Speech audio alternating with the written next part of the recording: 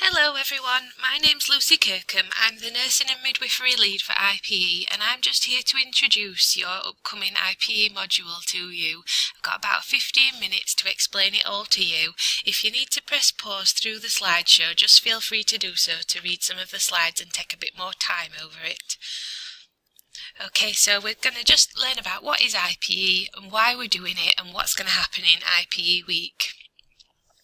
It's been on the curriculum here at SHU for a really long time, about 20 years, and we have around 14 different professions all studying together for 1 week each year. Within your module there will be about 800 students studying at either level 5 or level 7, and these are some of the professions you might come across. So this is a famous definition of IPE that you might use in your assignment, which says that interprofessional education occurs when two or more professions learn with, from and about each other to improve collaboration and the quality of practice. So why do we do IPE? It ensures high quality patient care by having good relationships between different professions. We can recognise the values and principles that underpin ours and other professions' practice. We can recognise and value the skills, the knowledge and the roles of other professions. And we can break down negative stereotypes that can occur and lead to poor collaboration. If you think of any serious case review or any untoward incident that's occurred, poor collaborative practice is usually at the heart of it. There are 3 strands to IPE which support our practice, and they are communication, reflection and the capability framework. This is a booklet that you'll be given in IPE week. It's similar to your competencies you do on placement, but there are 4 domains and you self-assess yourself as a collaborative worker and how you are developing throughout your course. This is an example of the framework, so you can see there's the domain across the top, the capabilities going down level 1, 2 and 3, and you self-assess whether you are level 1, 2 or 3 and sign.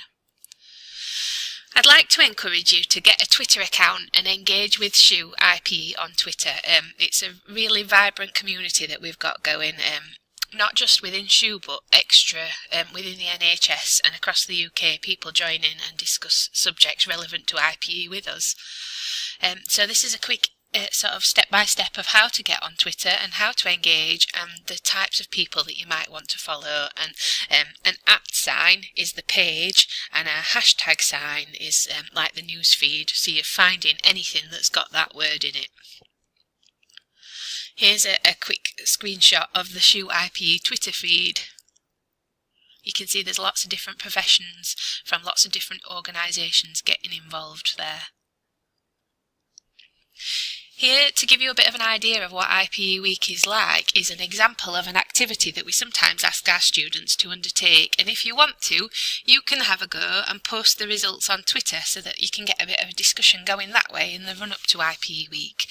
So you can either discuss and write a list of the things that attracted you to your profession. You can develop an advert, draw a picture with a strapline, lyrics to a song or a rap or even a poem that represents your profession. Try and be creative. Share it on Twitter and then look at some others. So what do other professions think about their identity? Have they got the same values and beliefs? What does their job entail? Think about your perceptions of that profession and if you have any stereotypes that exist in your mind. This is really important because when you communicate with another profession, not only do you bring yourselves and your self-image, but you bring your attitudes and your feelings towards another person or another profession.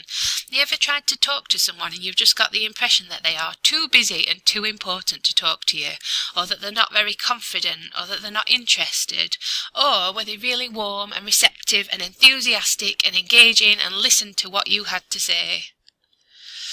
And the reason it matters, think about safeguarding. If you want to look online at a serious case review, you'll see it's often that each profession holds a piece of the jigsaw puzzle, and by putting that puzzle together we get a full picture and the abuse or the neglect can be recognised. But if everyone just holds their piece of the jigsaw puzzle and won't share and doesn't put it together, the neglect or the abuse can often go unrecognised. Also think about patient safety.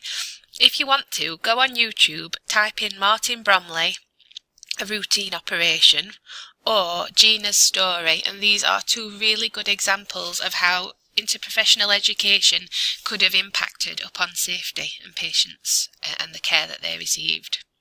It's a lot to do with hierarchy, communication, team working, but IPE could definitely have had an impact, so have a look. We also talk about professionalism and your code of conduct. I'm sure you've read the NMC code of conduct, but have you read the HCPC code of conduct, or the Medical Council's code of conduct, the GMC? Or even a veterinary nurse or a veterinary surgeon's code of conduct. It doesn't matter what profession you're in, lots of us will have them, and they actually have quite a lot of similarities and themes that run through them.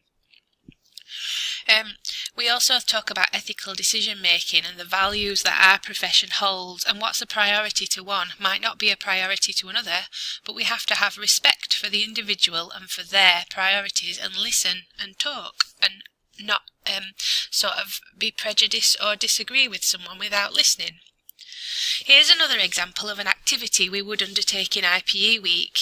If you look at these scenarios, pause the screen and look at the scenarios and have a think about your perspectives on this and your priorities, but then try and think about it from someone else's point of view.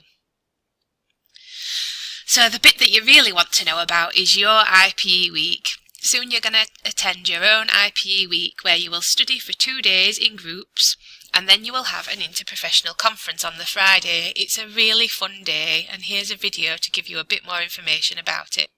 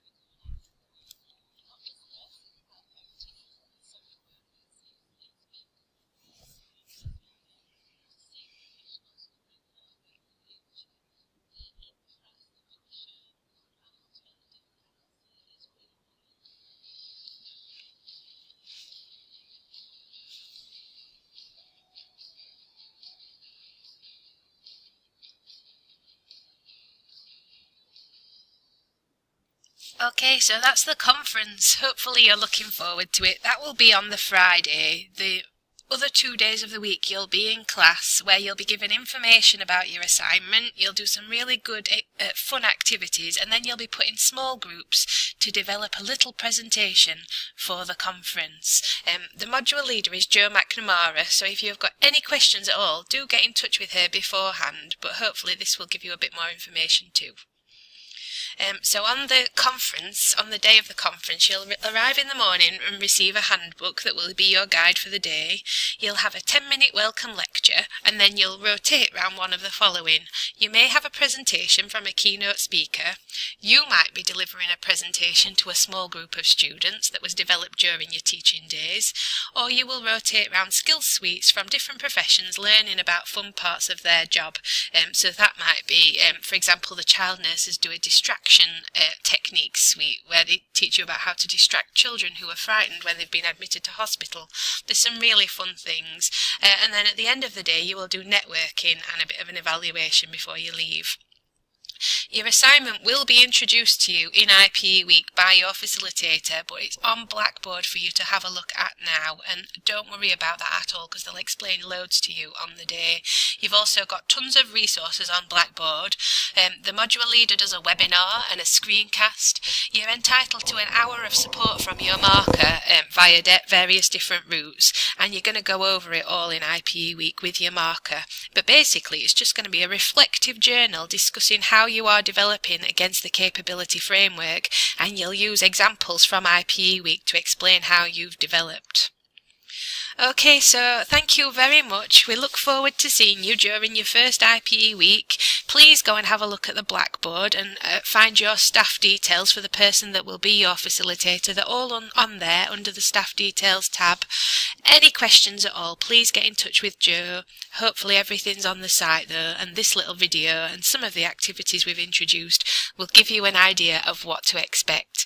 We really hope you enjoy it. Thank you so much. See you later.